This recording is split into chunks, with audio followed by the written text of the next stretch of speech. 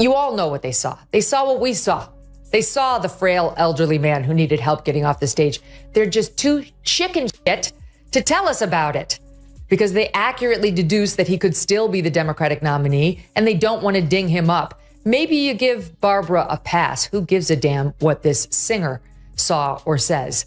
But you know what? Jimmy Kimmel happens to be employed by ABC, which happens to have a rather large news organization.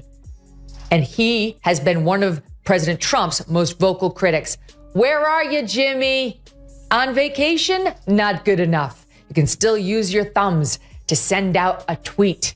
You could set the record straight right now, but you won't. What happens when Joe Rogan and Megyn Kelly team up for a roast, and Jimmy Kimmel ends up as the unlucky target?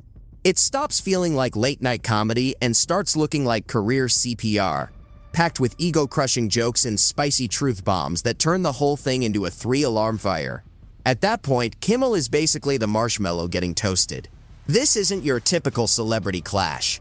It's a verbal demolition derby, and Jimmy clearly forgot to put on his helmet. So what did he say to light this fuse? Stick around because it gets messier than a full-blown Twitter meltdown. Yeah, all of a sudden the ideology shifts because so many people are compromised by this very thing that we were talking about before. The very thing that they use to control the media in terms of the news, they use it to control the media in terms of late night talk shows and monologues as well. It's the same influence because they're the same sponsors. The same people are spending the same money on the same networks. And it has an impact. If it affects your livelihood and affects your future and your ability to do this thing that you love doing, which is hosting a talk show, and you're doing it on a network that is paid for by that money, guess what? That affects you. Once upon a time in the world of late-night TV and polished sincerity, Jimmy Kimmel was the class clown in charge. He was the guy known for beer-chugging stunts and bikini bounce house bits. But somewhere along the way, he shifted so far that he's now acting like Hollywood's moral guru, clutching pearls over every crisis with the same hands that once laughed at fart jokes. So what changed? Joe Rogan and Megyn Kelly have a few ideas, and they didn't whisper them. They said them loud, clear, and without holding back. Just this past 2 weeks, they had the Kennedy Center honors the other night where Joe Biden couldn't say Dionne Warwick. He kept calling her Diane, and he didn't know who Barry Gibb was. He kept calling him Billy. You know who else was honored? At the Kennedy Center. You know who else? Billy Crystal. Just FYI, do you know who once opened up the Academy Awards in full blackface? Oh, Billy yeah. Crystal. Billy Crystal. And do you know who's going to be hosting the Academy Awards this year? Jimmy Kimmel.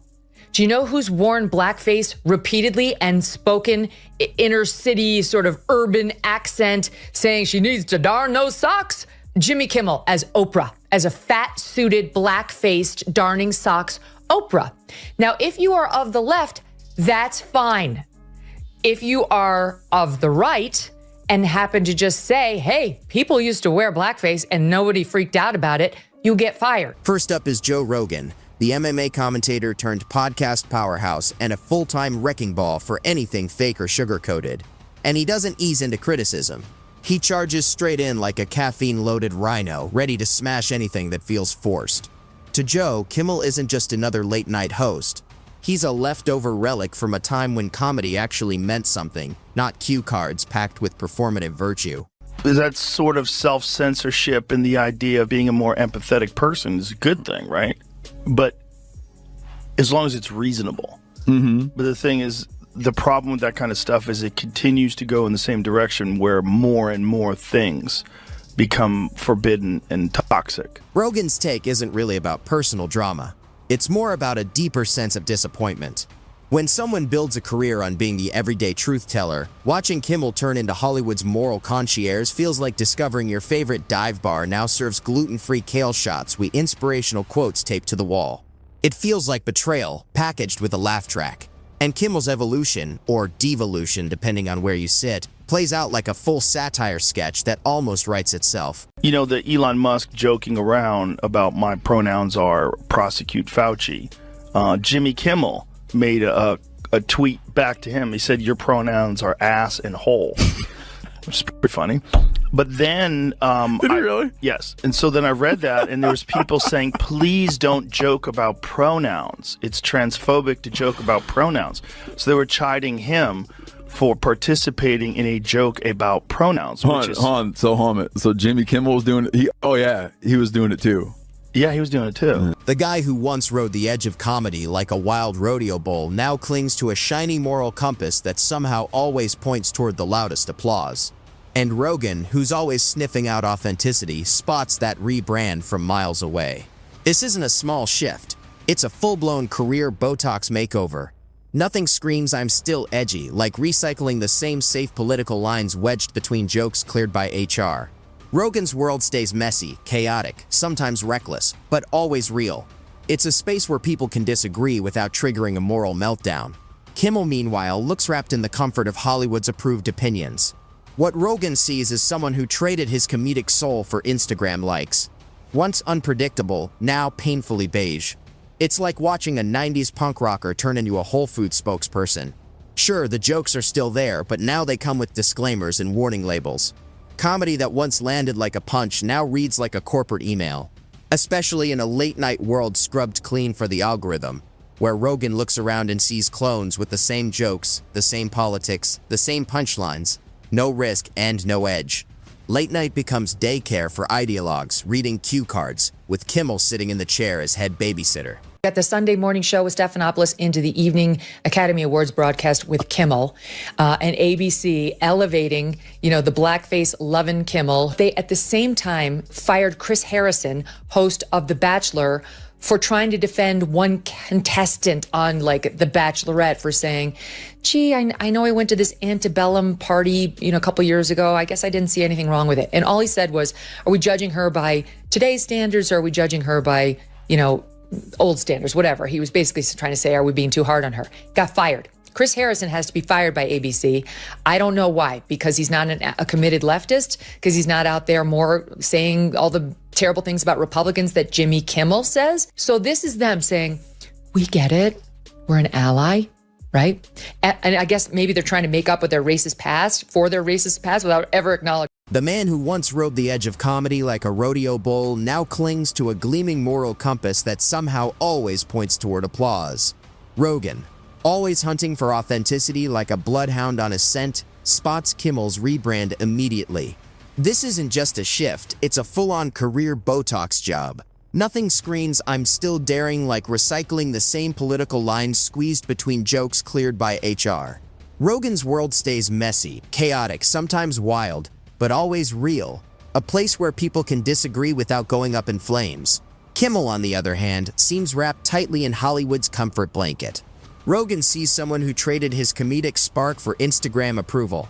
Once unpredictable, now completely beige. Like watching a 90s punk rocker turn into a Whole Foods spokesperson. Sure, Kimmel still cracks jokes, but now they come with warnings and labels. Comedy that once landed like a punch now reads like a corporate memo. And in the late-night world he occupies, sanitized, bleached, and packaged for the algorithm, Rogan sees nothing but clones. Same jokes, same politics, same punchlines, zero risk, zero bite. Late night has become a daycare for ideologues reading cue cards, with Kimmel stuck in the role of head babysitter, whether he wanted it or not. Yes, hypocrisy is alive and well amongst these sanctimonious leftists. From Kimmel to De Niro to Stephanopoulos, they want you to believe they're better than you, more virtuous, more decent. But we all know the truth. They lie. They sin. They do the very things they accuse you of and the things they say they would never do. Evil things. Like try to destroy people based on feigned outrage from which they spare their own side. The media loves a redemption story, as long as you sing the approved tune. And Jimmy has basically become the lead soprano. But here's where it gets interesting. While Kelly tears apart the PR stunts and carefully staged apologies, she also exposes the real reason behind them. Because Jimmy isn't forgiven for being sorry, he's forgiven for switching teams. It's not about morals, it's about playing the market, where values are optional and loyalty to the narrative is required. Now you've got two very different critiques landing on the same man. Rogan calling out the plastic shell where a comedian used to live, and Kelly pointing at the empty suit behind the media curtain. Both land hard, just in different ways. Rogan sees a once genuine voice buried under studio polish and approval addiction, while Kelly sees a strategic chameleon, shifting just enough to survive every outrage wave. Together, they make an unlikely tag team, one swinging a bat, the other filing a detailed report, with the only thing missing being popcorn, because the comedy isn't even the real issue anymore. The problem is that it barely tries, as Kimmel, who once tested boundaries, now babysits them, turning monologues into homework assignments meant to prove he read the script. They were saying that his tweet is transphobic. Do you think in that case, do you think that's him or a writer? Can't you tell? Jimmy Kimmel? Yeah. No, it's him, for sure. Okay. Yeah, that's definitely. good. That's a good one. He's a comic. Yeah, that's a good one. I mean, he used to host The Man Show. I mean, he's done some pretty outrageous shit back in the day. Yeah. You know, for he-he's and ha-ha's. No, that's a good joke on top of a good joke. Yeah, it's a good joke. But viewers never tuned in to be graded. They tuned in to laugh. Somewhere along the way, the jokes became lectures, and punchlines turned into mini TED Talks with applause signs. That's exactly what Rogan and Kelly call out. The pure absurdity of a guy who once stood for irreverence now representing scripted outrage. A comedian who used to expose hypocrisy now schedules it. There's no real rebellion left, only rebranding. And in the ultimate irony of modern media, the more Kimmel moralizes, the more hollow it feels. Not because morality is bad, but because it's clearly manufactured, with every tearful speech and carefully packaged outrage designed for social media like a product launch. Sincerity becomes a group project, and the impact is obvious. Late-night TV has turned into an echo chamber so loud it can't even hear itself. Rogan, in his chaotic bunker, wonders when comedy became a PowerPoint presentation, while Kelly, in her polished media war room, watches the same clown car slide off the road again and again. Kimmel stays quiet, but he doesn't need to, because his silence carries more weight than his monologues. At this point, it's not about what he says, it's about what he's become. A punchline without a setup, a moral compass with a brand deal, a performer in a show nobody finds funny anymore. Now, I will tell you, he's not the worst. The Daily Show has the worst ratings. They only have 366,000 people watching that show. During the Jon Stewart years, it was over 2 million. Now it's down to 300,000. Seth Meyers, absolutely dreadful. He doesn't even have 1,778,000. I mean, for network television, this is, you don't have to pay for it. It's there when you turn on your TV, you plug it in. That's a dreadful number. Greg Gutfeld on cable, which you do have to pay for, it has more than double the numbers of Seth Meyers. Jimmy Kimmel, 1.5 million, averaging, also equally horrible. They didn't even invite him to the roast. They just looked at the whole act and called it what it is. A sitcom without a script, a sermon with a laugh track, and an empire built on irony, now selling sincerity at half price. This is where it starts to feel like a Netflix documentary called The Day the Clown Cried for Ratings. Because when Joe Rogan and Megyn Kelly both dragged Jimmy Kimmel through the same muddy puddle, one swinging like a blunt force caveman philosopher, the other analyzing him like she's prepping for a major courtroom trial, you know something bigger is going on beneath the laugh track. It all comes down to the sharp divide between authenticity and performance. Rogan thrives on being raw, unfiltered, bold enough to scare PR teams, never trying to be lovable. That's the appeal. Kimmel, on the other hand, has turned himself into a human press release, trading his once edgy comedic spark for polished messaging, a nicer hairpiece, and a moral high ground with a scenic view. They want to shut me down on being on McAfee. They want to shut me up from... Well, that was the Kimmel thing, right? Well, no. Did you ever talk to that dude? Have you ever talked to him? I've been on the show years ago, yeah. Would you ever have a conversation with him in person? Of course. Yeah, of course. Yeah. I mean, they wanted me to be on a show in the summertime after I got traded. Really? There, obviously been some things that he had said about me that made me go, I don't know if I want to do that. I'd rather... It's like watching a former punk rocker show up to a PTA meeting in khakis, passionately debating gluten-free cupcakes. The man who once mocked Hollywood is now Hollywood itself, wrapped in branded virtue and sprinkled with whatever the internet approves. This week, Rogan's take is that Kimmel isn't evolving. He's dissolving into a soft, safe puddle of applause, chasing likes, while Megyn Kelly steps in like a corporate HR investigator holding the receipts. She doesn't care that Kimmel used to be funny. She's fascinated by how completely he's been repackaged and sold. To her, the transformation feels too perfectly timed to be genuine growth, more like moral Botox. It looks clean, feels fake, and needs constant touch-ups to stay relevant. Together, Rogan and Kelly aren't just critiquing the man, they're exposing the system he now thrives in, shining a light on the lost art of comedy. Remember when comedians actually took risks, made people squirm, and even challenged their beliefs? Those days feel gone, replaced by a sedated, softened comedy, shoved into a merch store where every punchline must be PR approved and sanitized for safety. I've got serious questions about whether any of this is true. I mean, in every job I've ever worked, I've had people who would jump through brick walls for me, and I can be a tough boss. I'm not an asshole, but I'll say, like, that was a shitty packet. Like, we need to do better. That was not okay. And the team, my team loves me and I love my team because we are all about putting out great work product. And I'm quick to compliment too. Like, what did he say? He basically said, are you okay? Seriously, do you need help? That's causing people to lose their hair? People need to toughen up. Your workplace is not your Nana's lap. Rogan sees all of this and practically yells into his microphone about it, while Kelly notices the same problems and lifts a sharp eyebrow. Yet both land on the same conclusion.